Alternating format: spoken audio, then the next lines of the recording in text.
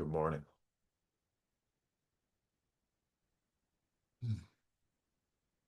I'm excited to be here, excited to be sharing. Um, really enjoying being alive at the moment. And today's video, I've been having this phrase pop up in my mind as I've been doing work with clients. I just hosted a workshop last night and kind of relating to joy and ease as green vegetables. And I'll talk about more about what that means to me in a moment. Um, but part of what I want to invite with these videos is hopefully for you in watching these and listening to these is allowing listening to be an agendaless practice, to be without agenda. And what do I mean by that? Um, so often our listening and consumption of media and educational things is so shaped from an early age to um, be based on conditional worth, that we need to get something, that we need to make ourselves into something, that we need to judge how we're relating to things, judge the person or material being presented. And you don't need to police those things out. But what is it actually like if you notice when you're contracting or driving towards something and you're listening? And what if you allowed your listening to be spacious?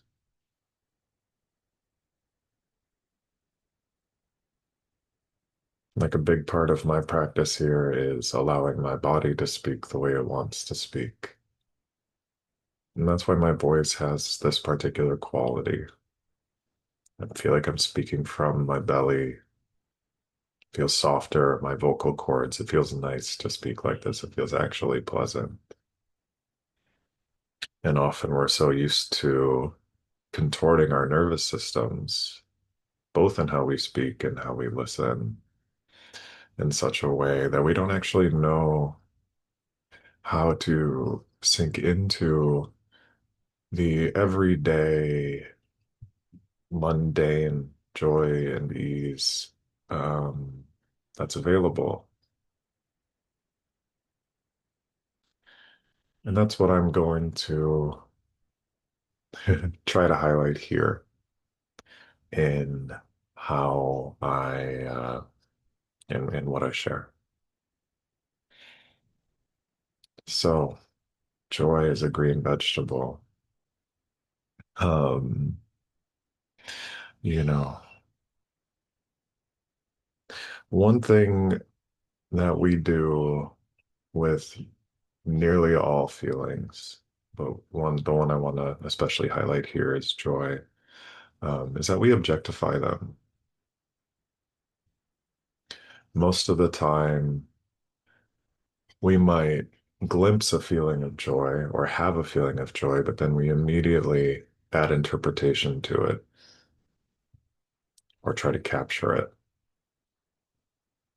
You know, sometimes joy spontaneously arises without there being an object of joy, without there being any particular um, cause.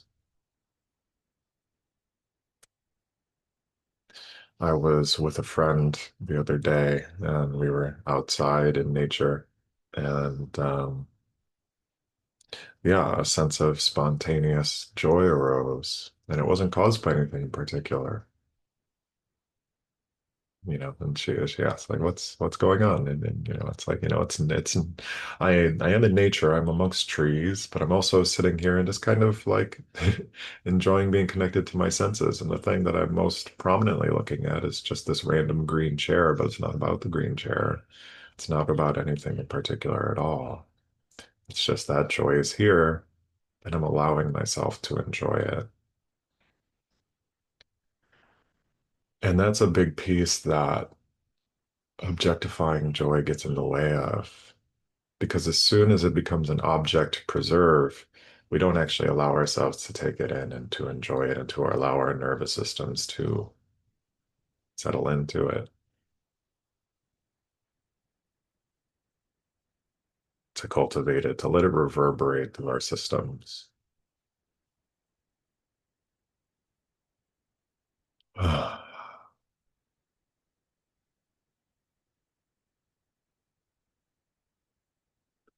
And when you let joy be objectless, a lot of spaciousness can show up, just like now.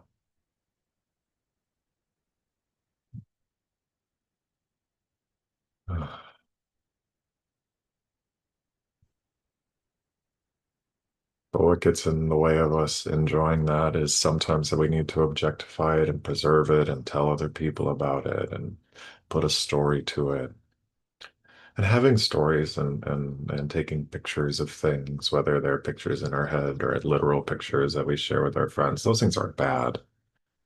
But when that's compulsively what we always do, and we don't know how to just, oh, joy is here.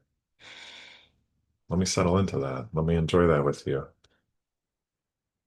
How do we enjoy that together and share in the uh, resonance in our nervous systems as joy arises between people? Or, we're not typically very good at that. And that's a lot of the work I do, is how to help people access that. And a lot of it comes from, like, as I talked about at the beginning of this video, is agendalessness, being without agenda. So instead of, and again, well, that's not about policing out agenda. It's just about noticing when you've contracted around something or policing yourself towards something or away from something. What happens if you really let your body move the way it wants to move? Remembering that stillness is a form of movement. So if your body wants to be still, let it be still. If it wants to move, let it move. I've been a meditator for a long time. And for me, sitting still is often the thing that helps my nervous system be the most still. But sometimes, like, my hand just wants to shake. I don't know why, it just does. There's nothing wrong with that. It's about the most benign thing there is. Sometimes when I'm sitting, I like to rock back and forth. This is especially true if I'm in a social meditation, a relational practice with other people. There just tends to be a little bit more energy and my body wants to rock. And, for some people with different neurotypes, sitting still actually creates a lot of dissonance and restlessness in your nervous system. So stillness actually creates unstillness, and so movement for many people can be the thing that is the most conducive to stillness. And it changes moment to moment. It changes over the course of our lifetimes and in different periods of our lives.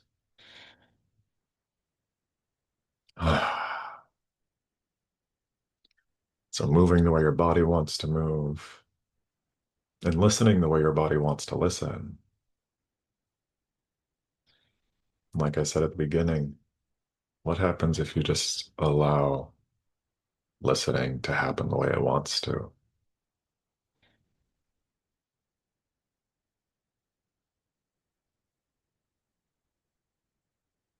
What happens if you practice listening with different parts of your system? It can be nice to center your awareness at your heart, center your awareness at your belly, or just practice with allowing it to be centered at any other place, really. See what happens. You can do it while listening to my videos. You can do it while going for a walk. Again, these things are pretty low risk, relatively benign. If you feel really uncomfortable or there's something that feels really off, just don't do it. But start giving yourself permission to listen in the way that feels most naturally good, and then see what gets in the way. That might be the thing to seek out support for.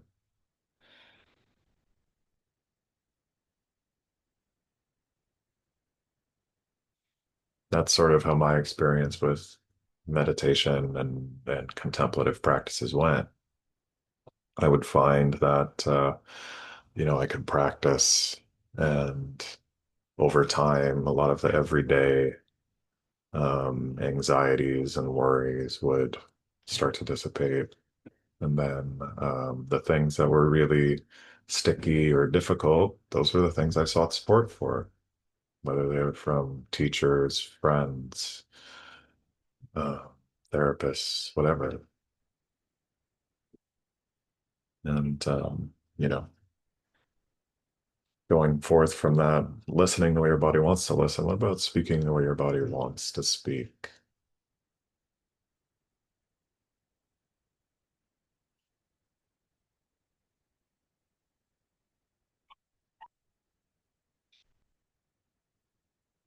I suspect if we were actually attuned to our bodies,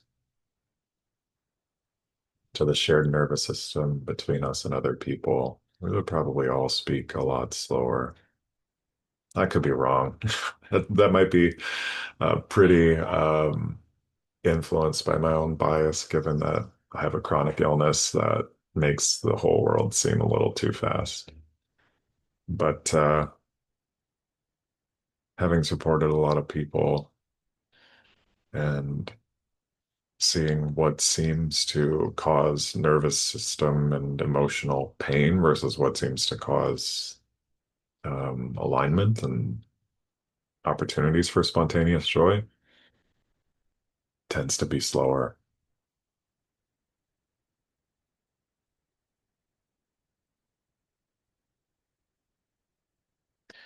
The thing is, when you start to practice these things, you start to recognize the embodied signals that tell you when you feel just naturally good, organically good.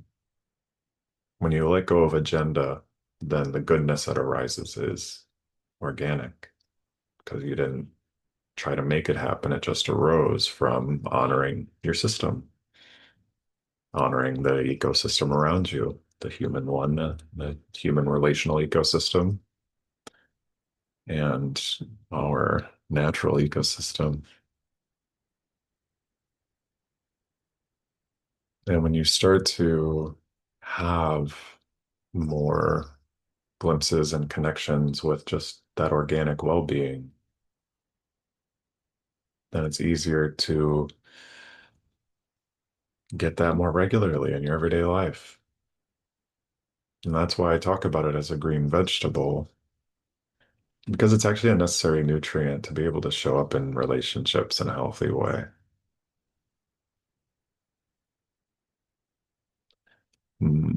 A lot of what goes around in our culture is heavily processed joy.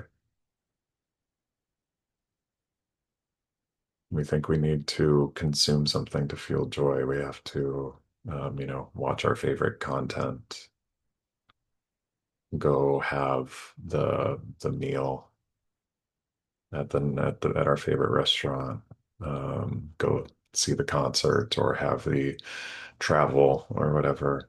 And none of those things are bad. I don't think they're bad at all. I love those things. But the way we relate to them is often heavily processed. because we make it about the narrative and about the object as opposed to the underlying basic nourishment.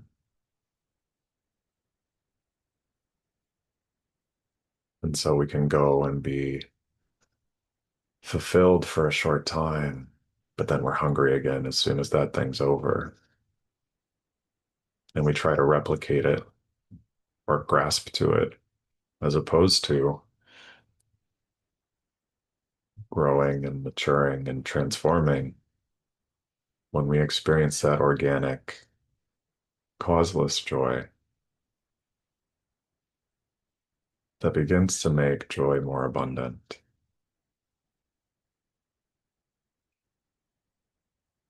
We don't have to go so far to get there. And what I'm here to do um, is to help people find it, help people cultivate it, help people recognize the signals of it, help people cultivate the emergent language between them and their friends, their loved ones, their community. And that can be done in little, small doses. It actually tends to be better that way. If you practice connecting with a variety of people in a variety of circumstances and connecting with nature, connecting with yourself, small doses. And when you do those small doses, you can find the ways that feel naturally good on your system, the people that feel naturally good on your system, and you can build up to bigger things over time. So I'm here to share those things. And yeah, would love to share more with you. If you're interested in my work, I like to do, um, I do coaching, um, and you can find links to that below.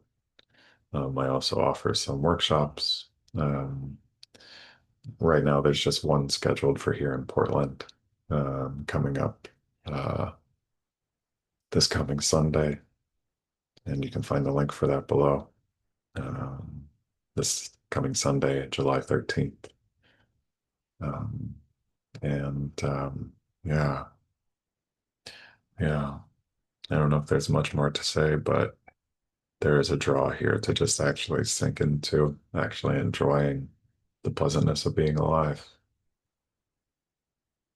And the thing is, I have pain, I have aches, I have griefs and confusions and fears.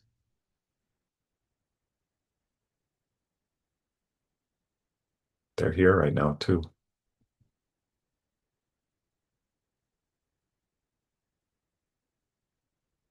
But the funny thing that happens, well, I don't know if I'd call it funny, but I just did, I guess. The funny thing that happens when I let go of agenda is that um,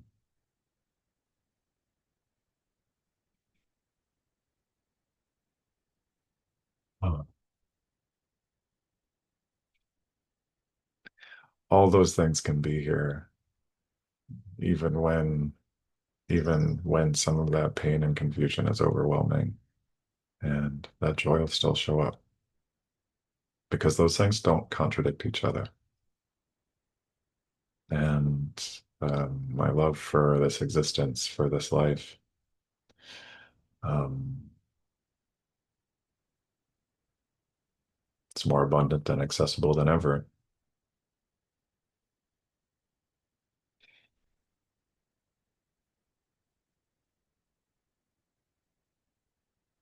And then I can just enjoy what's here. All of it. There's trees out my window, there's bird song, there's a little bit of clutter in my room. Okay, there's kind of a lot of clutter because I just got back from a camping trip and I haven't put everything away. But there's also No need to judge that. So, like I said, you can find my information below. Um, and I have room for a few more sliding scale clients for the time being. I recently posted a video about a coaching offering for people with chronic illness. Um, and I'd really love to flesh that out. And it's really from my um, really in alignment with my values to serve people who often don't get the care they need. And I'm coming from a place of living with chronic illness myself. And so, if you're somebody with chronic illness, especially if you have brain fog, I think what I offer um, can really help you find sustainable ways of relating to your emotional self and creating ways of communicating with people in your life in a way that is more nourishing, sustainable, and fun too. So this is Monday morning for me, and I'm having a beautiful day. And I hope you are too. May may this video be of benefit.